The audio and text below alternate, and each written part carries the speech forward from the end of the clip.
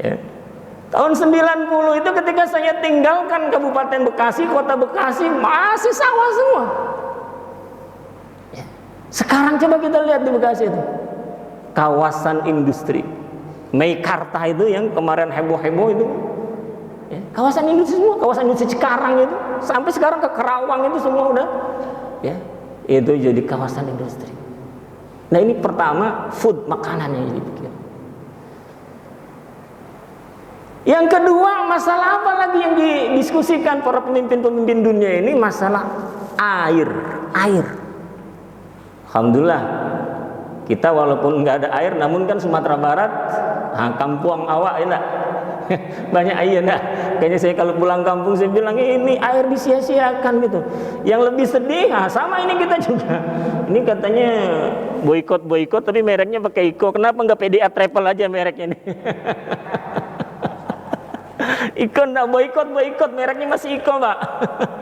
ya, kemarin marah kita ya, Nabi kita dihina ya sama ini, tapi kita minum masih ini.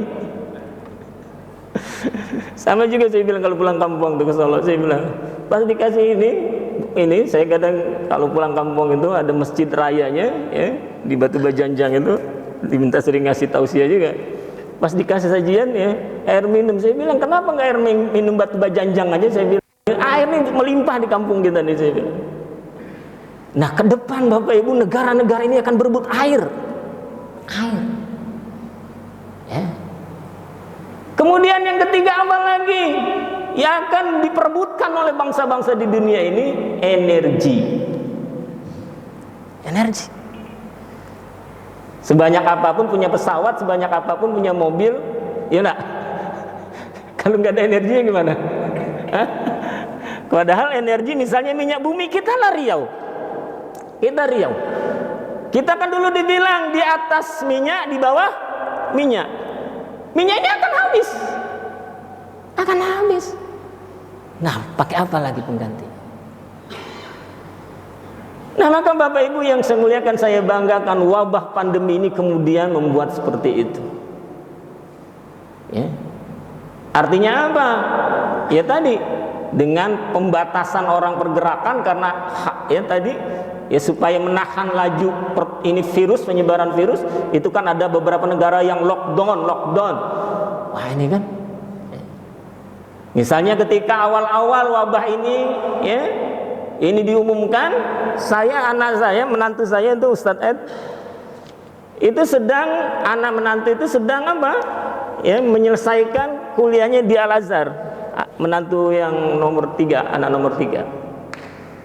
Cucu tuh mau lahir bulan April itu. Saya udah izin ya ke Pak Gubernur, ke Menteri Dalam Negeri untuk ya cuti ya nengok cucu lahiran. Ya qadarullah, udah beli tiket, udah visa udah keluar, ternyata kemudian ya Mesir lockdown, Malaysia lockdown. Ya kita ya akhirnya kan juga nggak bisa ya. Tak bisa terbang ke Mesir. Nah ini secara ekonomi ini juga bingung gitu ya.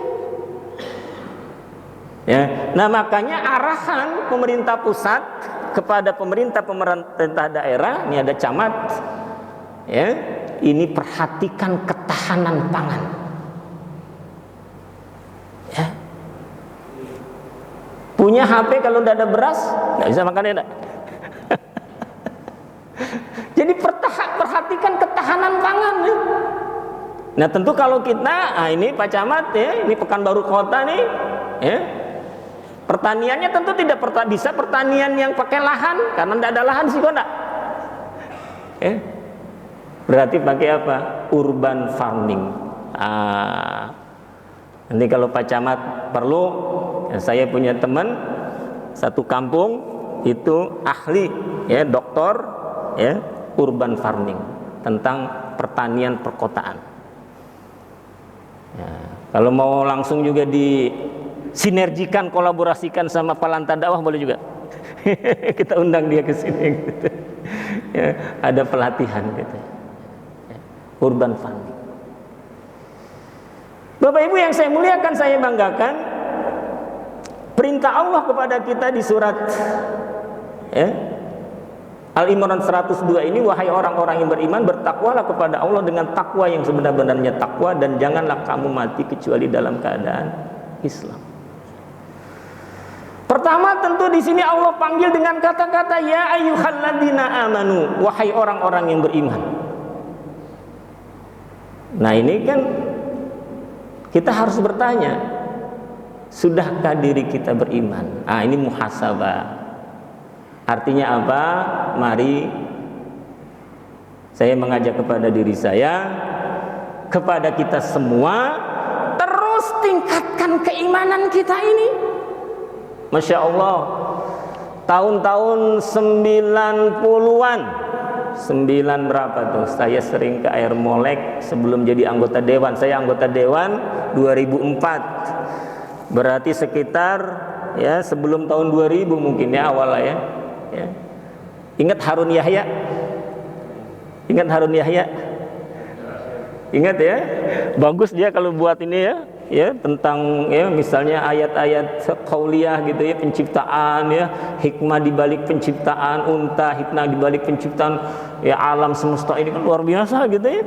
Sampai-sampai ada satu penerbit di Indonesia itu bukunya bagus sekali. Tentang Quran gitu ya, The Miracle Quran. Jadi di situ Quran ada tafsirnya, ada tafsir Tobarinya, ada tafsir Ibnu Katsirnya, ada kemudian juga ada petikan doanya, ada hadisnya. Di sisi sebelah kirinya itu ada karya-karya Harun Yahya yang dikutip.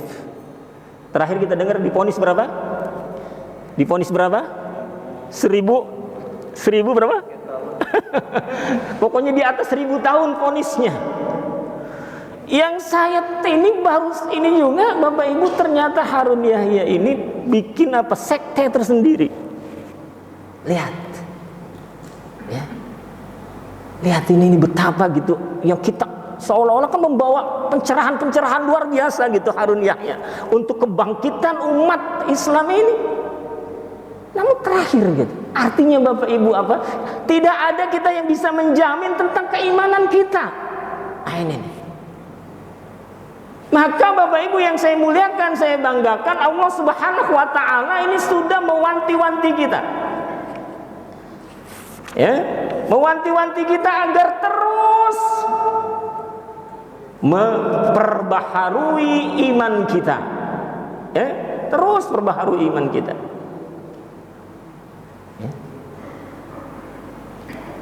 Nah, bagaimana ini mengokohkan iman ini? Secara sederhana, singkat,